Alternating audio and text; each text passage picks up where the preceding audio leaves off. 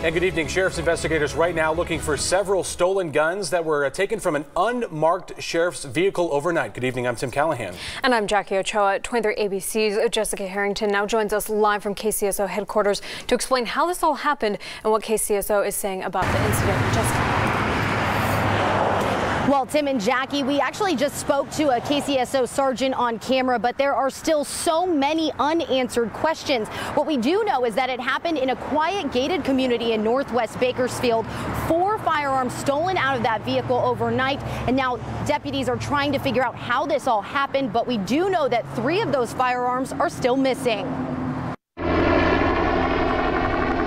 KCSO investigators were in the air and on the ground this morning in northwest Bakersfield. Officials trying to figure out how 4 firearms were stolen from an unmarked KCSO vehicle overnight. Officials say it was parked on Avanti Drive near Fortuna Way when the items were stolen.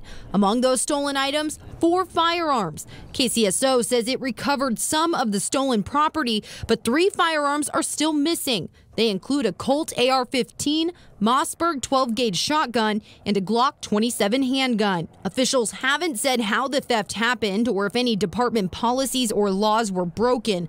According to KCSO's department policy on firearms, it states, quote, all department-issued guns stored in department vehicles will be secured in a locked rack, safe, or trunk. Less than a month ago, the Taft Police Department had a similar issue when officers were on their way home from an assignment in Oakland. They stopped for breakfast at a Black Bear diner, and while inside, someone broke into the department's unmarked car and stole 2 handguns.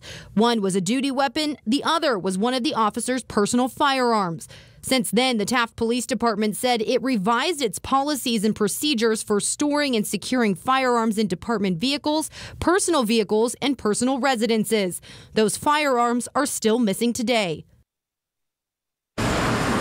And now there are 3 more missing firearms. KCSO says they have recovered surveillance video related to the incident. They haven't released that to us, and they haven't said what exactly that video shows. Now, we also asked many other questions, like were these all department-issued guns or were they personal weapons? Were they secured properly? Is the officer now on paid leave? All of those questions still unanswered tonight. Now, KCSO is asking if anyone saw anything in the area, please contact them at 861-3110.